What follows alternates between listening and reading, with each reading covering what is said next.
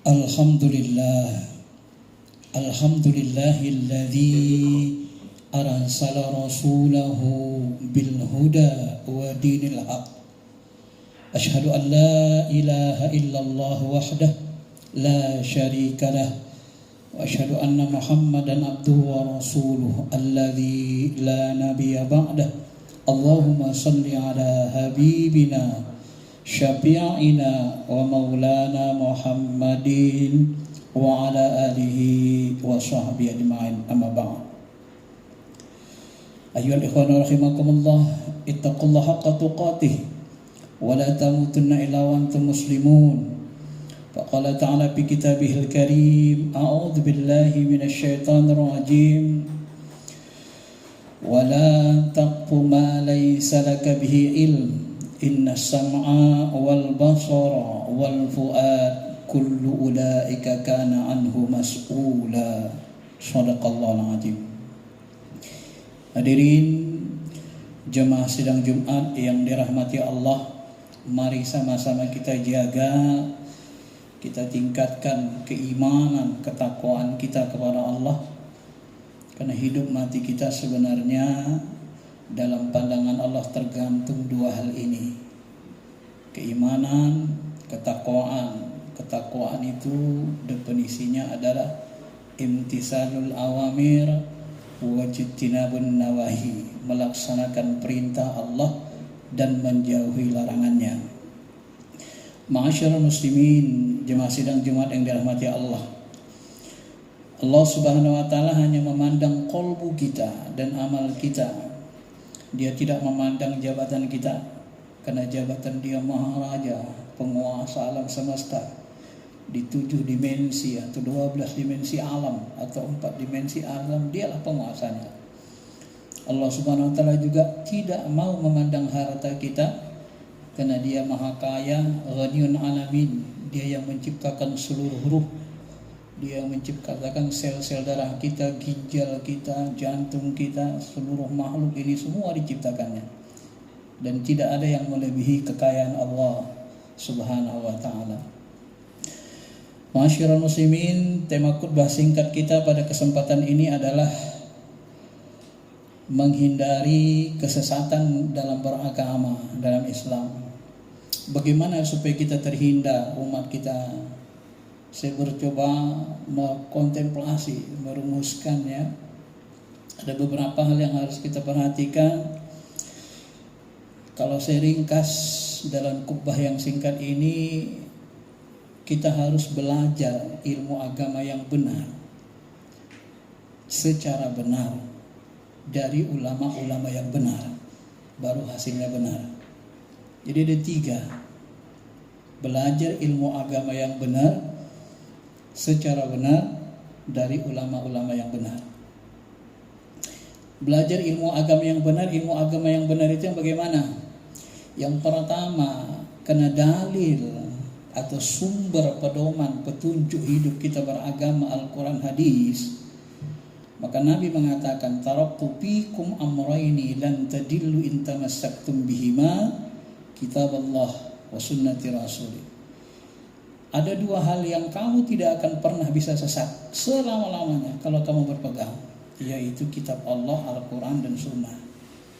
Maka ilmu agama yang benar, yang sesuai dengan Al-Quran Sunnah, yang sejalan atau minimal tidak bertentangan dengan Al-Quran Sunnah. Tak ada dalam Quran Sunnah, tapi tak bertentangan dia.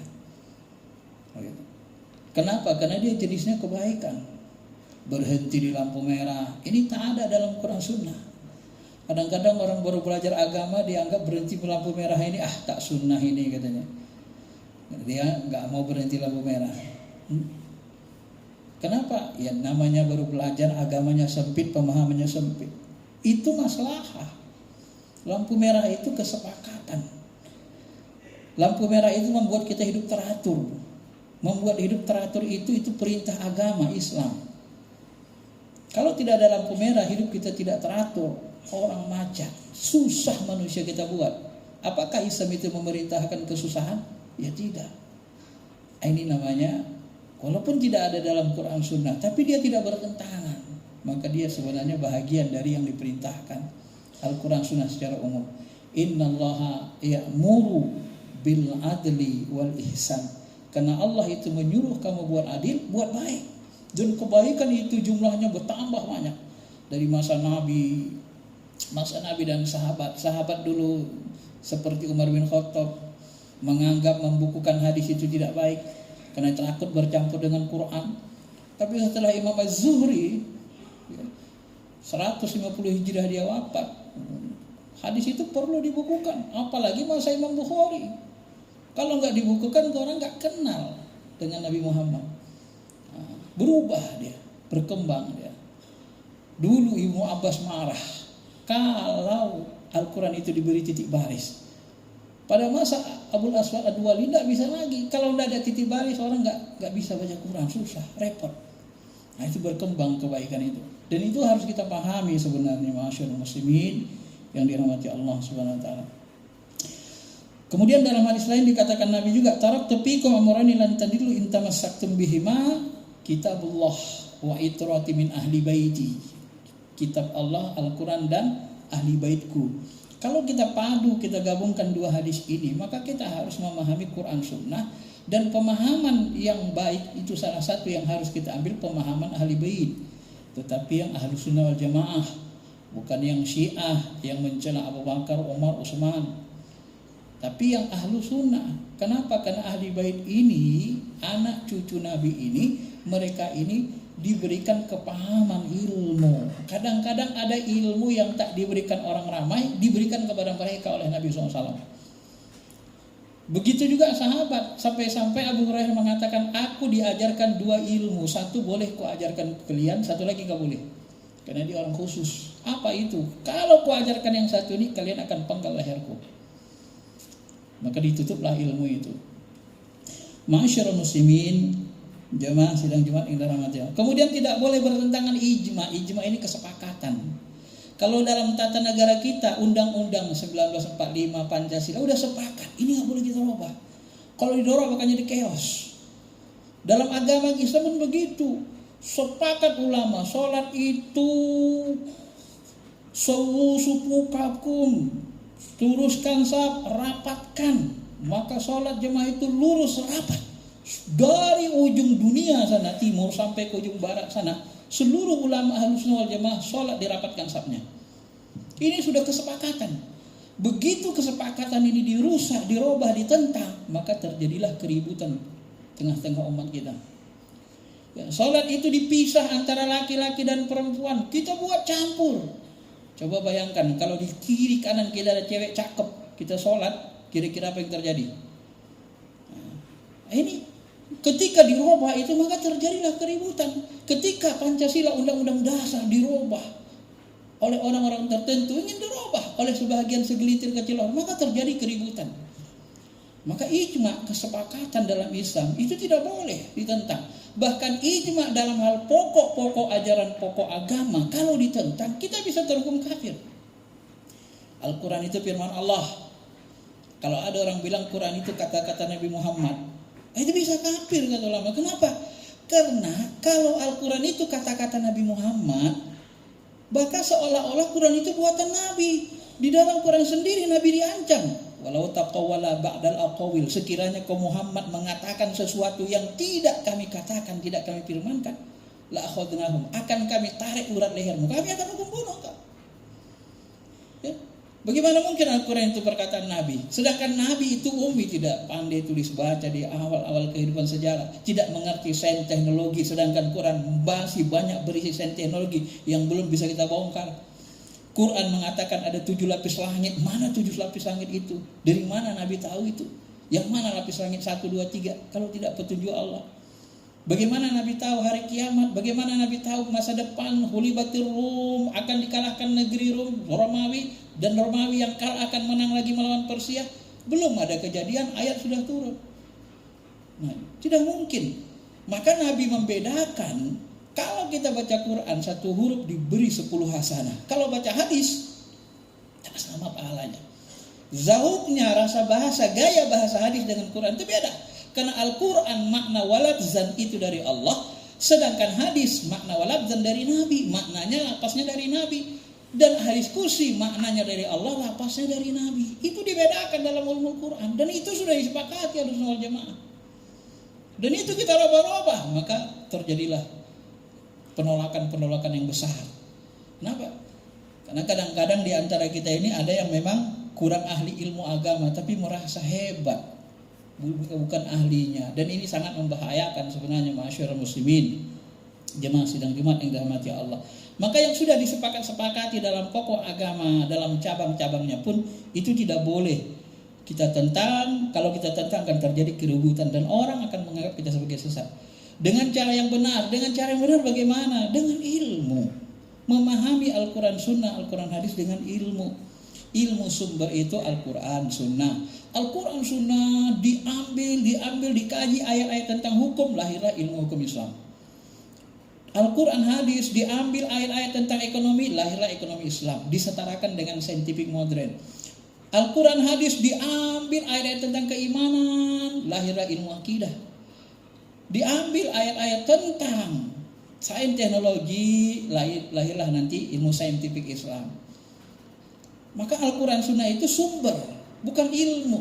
Ada orang yang baru belajar agama dianggap Quran Sunnah, Quran Hadis ilmu, bukan. Al-Quran itu tidak ilmu. Kenapa? Kalau ilmu dia sifatnya sistematis. Al-Quran itu kadang bicara Al-Baqarah, An-Nisa, bicara Nabi Musa, bicara orang kafir, bicara perempuan. Enggak ada sistematisnya. Kenapa? Karena dia di atas ilmu. Dia sumber ilmu, bukan ilmu. Dia sumber ilmu, Al-Quran Sunnah itu. Maka dari situlah nanti kita lahirkan ilmu-ilmu agama yang diintegrasikan dengan ilmu umum. Sehingga melahirkan ilmu agama yang banyak. Maka kita harus memahami Al-Quran ini sesuai dengan ilmunya. Maka yang ketiga yang harus kita pahami, ambillah ilmu dari ulama yang benar. Dengan cara benar, dengan ilmu dari ulama yang benar. Ulama yang benar bagaimana? Yang ahli di bidangnya. Idza usidul amru ila ghairi ahli fantajri sa'ah. Apabila kamu sesuatu diserahkan kepada bukan ahlinya, tunggu saat kehancurannya. Saat fantajri sa'ah, tunggu hancur. Kenapa? Bagaimana kita belajar ilmu hukum Islam? Dengan insinyur. Insinyur apa? Insinyur bangunan. Secara akal saja kan tak benar. Kita berobat dokter sakit gigi, kita datang ke dokter hewan. Kan gak benar. Walaupun sama-sama dokter. Ini yang terjadi. Berapa banyak umat Islam yang tersesat dalam hal ini? Kenapa? Karena mereka berhukum pakai ilmu hadis. Ada ilmu hukum, fikih Islam, ilmu syariah, tapi berhukum pakai ilmu hadis. Maka jadilah sunnah bidah itu jadikan hukum. Padahal sunnah bidah bukan hukum. Ribut lagi. Itulah yang terjadi di negara kita ini. Ma'asyiral muslimin, jamaah yang dirahmati Allah. Kullu ya'mal ala syakilatih, kata Allah. Katakanlah setiap ulama, setiap orang berbuat sesuai dengan keilmuannya masing-masing. Maka kita serahkan kepada ulama ahlinya. Kita bicara hukum, serahkan kepada ulama ahli hukum Islam. Hukum tata negara, serahkan kepada hukum tata negara yang ahli di bidang itu. Kita bicara saintifik teknologi, serahkan kepada ulamanya. Masing-masing ada ulama. Setiap ilmu ada ulama ahlinya masing-masing. Ahli hukum Islam, fikih, usul fikih, ada imam mazhab Syafi'i, mazhab Hambali, mazhab Maliki, mazhab Hanafi. Jangan kita berimam kepada Bung Hatta misalnya. Saya bilang, Bung Hatta tidak ahli fikih. Kalau Bung Hatta ahli fikih, bolehlah kita berimam sama dia dalam hukum Islam. Tidak benar. Maka ma'asyiral muslimin, berpikirnya pun harus logis, rasional kita, supaya tidak menyusahkan umat kita dan supaya tidak membuat umat kita sesat. Ya, serahkan kepada ahlinya masing-masing. Kalau terjadi benturan antara ilmu hukum dengan akidah, syariah dengan tasawuf, maka kita harus gunakan interdisiplineri menyelesaikannya. Kalau bahasa Qardawi, ijma' lokal. Kalau bahasa kita musyawarah. Lihat dari sisi ilmu ini begini, dari begini. Bagaimana menyelesaikannya? Dicari garis jalan tengahnya. Selesai dia. Imam Al-Ghazali, dulu ulama kita ini saling berkelahi. Ulama syariah dengan ulama hakikat. Ulama tasawuf, tarekat. Berkelahi, saling mengkafirkan. Ulama syariah tak paham ilmu tarekat, dikafir-kafirkannya ulama tarekat. Ulama tarekat tak gitu menguasai ilmu syariat fikih, dikafir-kafirkannya, dibodoh-bodohkannya ulama syariat. Perang. Siapa yang menengahinya? Imam Ghazali. Dia kuasai ilmu kedua-duanya. Dia kuasai ilmu filsafat Islam, dia kuasai ilmu fikih Islam, dia kuasai ilmu tasawuf Islam. Baru dipadunya, dicarinya benang merahnya, jalan tengah, selesai. Maka umat Islam damai. Ini namanya interdisipliner. Kita harus melihat dari semua sisi ilmu untuk menyelesaikan jika terjadi bentrokan. Kalau kita tidak paham, tidak usah diikuti. Wala taqfu ma laisa laka bihi ilmun. Aduh, nggak paham saya apa maksud kata Ustaz itu. Jangan ikuti yang kamu tidak bisa mencernanya, yang kamu tidak punya ilmu. Karena kalau kamu ikuti yang kamu tak berilmu mengamalkan sesuatu nggak ada ilmu, inna sam'a wal basar wal fuad kullu ulaika kana anhu mas'ula. Semua diberi tanggung jawab. Tanganmu, kakimu, semuanya akan bertanggung jawab. Tapi kalau kita beramal berdasarkan ilmu, kenapa kamu melakukan ini? Ya Allah, aku melakukan ini karena ilmunya begini, ayatnya begini, hadisnya begini, kata ulama ustadzku begini. Selesai. Tapi kalau kita tidak melakukan sesuatu nggak pakai ilmu, apa pertanggungjawaban kita? Nggak ada hujah kita di hadapan Allah. Dan akhirnya kita menjadi orang yang tercela dan terbuang. Mudah-mudahan khotbah yang singkat ini saya ringkas, bisa dipahami dengan sebaik-baiknya. Dan mudah-mudahan Allah memberikan kedamaian, kebaikan, kemaslahatan bagi bangsa dan negara kita. Dan mudah-mudahan kita bisa dituntun Allah terus menerus di jalan kebenaran dan kebaikan dunia dan akhirat. Barakallahu li wa lakum fil Qur'anil Karim wa nafa'ni wa iyyakum bima fihi minal ayati wa dzikril hakim wa taqabbala minni wa minkum tilawatahu innahu ghafurur rahim.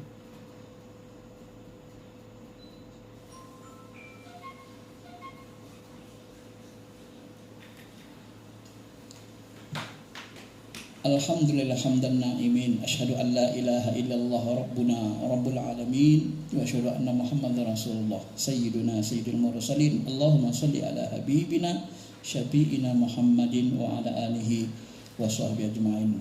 Amma ba' ayyuhal ikhwan rahimakumullah, ittaqullaha haqqa tuqatih wa la tamutunna illa wa antum muslimun. Faqala ta'ala fi kitabihil karim, a'udzu billahi minasyaitonir rajim. Qul kullu ya'malu ala syakilatihi Rabbukum a'lamu biman huwa ahda sabila. Wa qala aidan innallaha malaikatahu yusholluna 'alan nabi ya ayyuhalladzina amanu shallu 'alaihi wa sallimu taslima. Wa sallallahu ala rasyidin Abi Bakar wa Umar wa Utsman wa Ali wa baqiyati sahabati Rasulullah. Allahumma qil muslimin wal muslimat wal mu'minin wal mu'minat al ahya'i minhum wal amwat innaka samiun qaribun mujibud da'wat ya qadiyal hajat.